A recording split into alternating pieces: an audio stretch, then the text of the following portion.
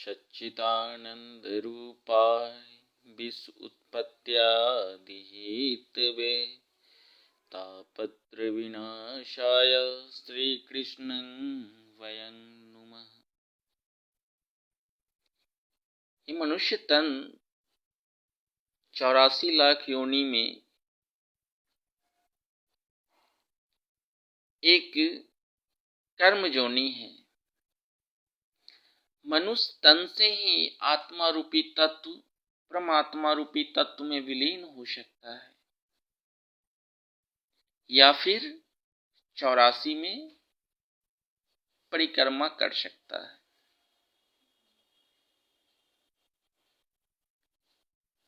अब 84 में हम न भटके, हम आत्मा रूपी तत्व परमात्मा रूपी तत्व में विलीन हो जाएं, इसके लिए क्या करें? आहार, संगत, संतों के बीच में रहें,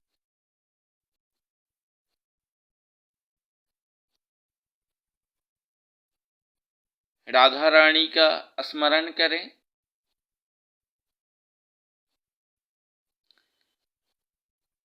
फलस्वरूप या कर्म क्षेत्र से जुड़े। कर्म क्षेत्र की भी प्रधानता है।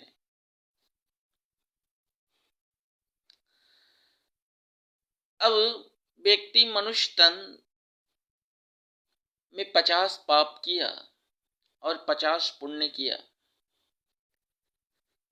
तो पाप भी भोगना है और पुण्य भी भोगना है। व्यासपीठ से हम लोग बोल देते हैं, जो आपने श्रीमद् भागवत का स्मरण किया, आपका पाप खत्म हो गया। भूतो न भविष्यति, भूत में ऐसा हुआ और न भविष्य में ऐसा होगा, क्योंकि यह कर्म चक्र है। नारायण अपने ऊपर कुछ भी नहीं लेते। आपका किया हुआ आपको मिलता है, या इस जन्म हो या बार बार जन्म लेना पड़े, लेकिन आपका किया आपको मिलता है। राधे राधे बोलना पड़ेगा। जब सृष्टि का शुभारंभ हुआ है ना, तो सृष्टि ब्रह्मा जी ने सृष्टि का सृजन करने के साथ ही सनकादिक ऋषि को उत्पन्न किया। सृष्टि नहीं चल पाई, क्योंकि वो आत्मा रूपी तत्व परमात्मा रूपी तत्व में विलीन, जो पुण्य से सृष्टि का सृजन हुआ था। तब नारायण ने क्या किया, जो हे ब्रह्मा, सृष्टि तभी चलेगा जब पाप और पुण्य दोनों परस्पर बराबर हो, नहीं तो फिर ये स्वर्ग, ये नरक, ये 84 लाख योनि, ये सब बेकार है।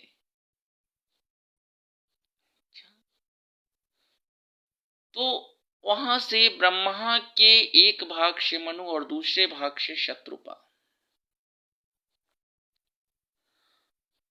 और मैथुनी सृष्टि प्रारंभ होता है पाप और पुण्य से। फिर क्या होता है, काम क्रोध लोभ मोह, ये विकार उत्पन्न होता है। तो पाप कौन करवा रहा है? नारायण। और पुण्य कौन करवा रहा है? नारायण। हम तो यही समझते हैं ना, लेकिन ऐसा नहीं होता है। पाप और पुण्य ये जो है ना, हर जीवात्मा के अंदर होता है, क्योंकि वहां से ही उसका शुभारंभ है। और परस्पर पाप और पुण्य में युद्ध होता है ना, जिसकी विजय होती है कारक शरीर वही कार्य करता है। ये शरीर कितने प्रकार हैं? ये जो शरीर हम लोगों का है, ये क्या है? ये कारक शरीर है। इसके अंदर स्थूल शरीर है जिसको जीवात्मा कहते हैं। उसके अंदर सूक्ष्म शरीर है जिसमें नारायण का दो भाव प्रकट होता है। वो होता है पाप और पुण्य। परस्पर जब हम कुछ अच्छा करते हैं ना, तो एक एक पाप आत्मा जो है ना, वो क्या कहेगा, ये गलत है। जब अच्छा करते हैं तो गलत है, और जब गलत करते हैं तो ये सही है। लेकिन पुण्यात्मा इसको काटता है। परस्पर दोनों में युद्ध होता है, और जिसकी जीत होती है, कारक शरीर वही कार्य करता है। राधे राधे बोलना पड़ेगा। अब ये पाप और पुण्य दोनों जब दशांश, ये चक्र जो है ना, सृष्टि चक्र पाप और पुण्य से कैसे चलता है? तो जब मनुष्य तन में आकर के आप नारायण को पा सकते हैं, आत्मा रूपी तत्व परमात्मा रूपी तत्व में विलीन हो सकता है। हम नारायण पर आरोप लगा देते हैं, अरे हम तो इतना अच्छा किए फिर भी मेरे साथ बुरा किया, हमने इतना बुरा किया फिर भी हम अच्छा क्यों? लेकिन ये कर्म चक्र है, मनुष्य तन का प्रभाव। इस जन्म में या फिर बार बार जन्म लें, या फिर 84 में भटक करके पुनः मनुष्य तन में आए, ये व्यक्ति का ही कर्म होता है। और जब जीवात्मा नारायण के पास जाता है ना, सॉरी चित्रगुप्त जी महाराज के पास,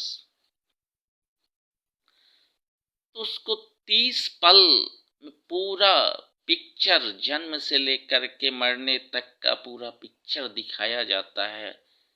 कि तुमने मनुष्य तन लेकर के तुमने ये क्या किया, कितना परिश्रम से तुम्हें मनुष्य तन मिला था।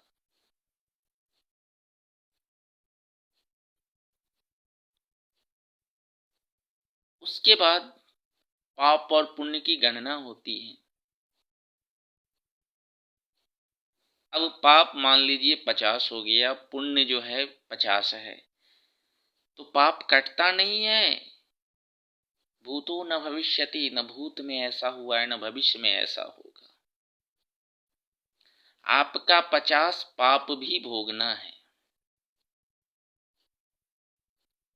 अब क्या होता है, तो पहले पाप, तो मनुष्य तन में जो कर्म किया उसके फल से मनुष्य तन में लेकर के वो पशु का व्यवहार रखा, तो पशु योनि में जाएगा। पहले उसका पाप खत्म होगा। मनुष्य तन का ही पाप और पुण्य काउंट होता है, याद रखिएगा। अन्य अन्य योनि तो सजा योनि है। अब पशु का व्यवहार किया तो पशु तन में जन्म लेकर के पुनः जब उसकी मृत्यु होगी तो चित्रगुप्त जी महाराज के पास आएगा, उसका पाप कट गया। अब पुण्य की गणना होती है, तो पुण्य कितना है? 50। अगर उसकी आयु की दशांश पुण्य है तो उसकी आत्मा रूपी तत्व परमात्मा रूपी तत्व में विलीन हो जाएगा, जिसे हम मुक्ति कहते हैं। वो जन्म मरण के बंधन से मुक्त हो जाएगा। श्री राधे रानी के चरणों में, श्री कृष्ण के अपने इष्ट के चरणों में। अब अगर 49 हो गया, दशांश से कम गया, तब क्या होगा? तो उसके लिए स्वर्ग बना है। जीवात्मा से पूछा जाता है, तुम्हारा एक पुण्य कम गया है, तुम स्वर्ग भोग सकते हो या फिर मनुष्य तन में जाके आ सकते हो। तो जो जीवात्मा मनुष्य तन में आना पसंद करता है, तो प्रभु का माया ग्रसित होने के वजह से, प्रभु के यहाँ बेईमानी नहीं होता है, वहां स्वर्ग नहीं भोगा तो यहाँ पर आकर के वह स्वर्ग भोगता है। जैसे धीरू भाई अंबानी के घर में जन्म लेकर के। और जो वहां जीवात्मा, स्वर्ग, स्वर्ग क्या है? जैसे यहाँ पे आप होटल में जाते हैं ना, मुद्रा, उसी तरह वहाँ पे पुण्य रूपी मुद्रा चलता है। और स्वर्ग में जैसे ही आपने कदम रखा, आपका पुण्य खत्म होते चला जाएगा। और यही पुण्य खत्म हो गया कि स्वर्ग की गेट से आपको बाहर आना पड़ता है, फिर चित्रगुप्त जी महाराज के दरबार में, फिर वहाँ से मनुष्य तन में आते हैं। तो जो पाप भी खत्म हो गया, पुण्य भी हो गया खत्म, तो व्यक्ति कहाँ जन्म लेगा? बहुत गरीब फैमिली में जन्म लेके आएगा। वहाँ से वो कैसा कर्म करता है तो उसको मुक्ति मिलेगा, या फिर 84 में भटकेगा। और जो वहाँ पर स्वर्ग नहीं भोगा तो यहाँ पर आकर के वो धीरू भाई अंबानी के घर में जन्म लेके आता है। वहाँ से वो अच्छा कर्म करता है, उसको मुक्ति मिल जाती है। या फिर वहाँ से अगर वो चूक गया तो फिर 84 में भटकता है। यही सृष्टि चक्र है। और ये पाप पुण्य परस्पर हर जीवात्मा में होता है। तो इसको ताकत कहाँ से मिलता है? पाप पुण्य में युद्ध जो होती है ना, ताकत कहाँ से मिलता है? तो आहार, आहार प्रमुख है। दुर्योधन जैसा व्यक्ति, भीष्म पितामह जैसा व्यक्ति, दुर्योधन का अन्न खाने से उनकी पाप शक्ति वृद्धि हो गई और पुण्य शक्ति घट गया, जिसका प्रभाव क्या हुआ? द्रौपदी का चीरहरण हो रहा है और भीष्म पितामह कुछ भी नहीं कर पाए।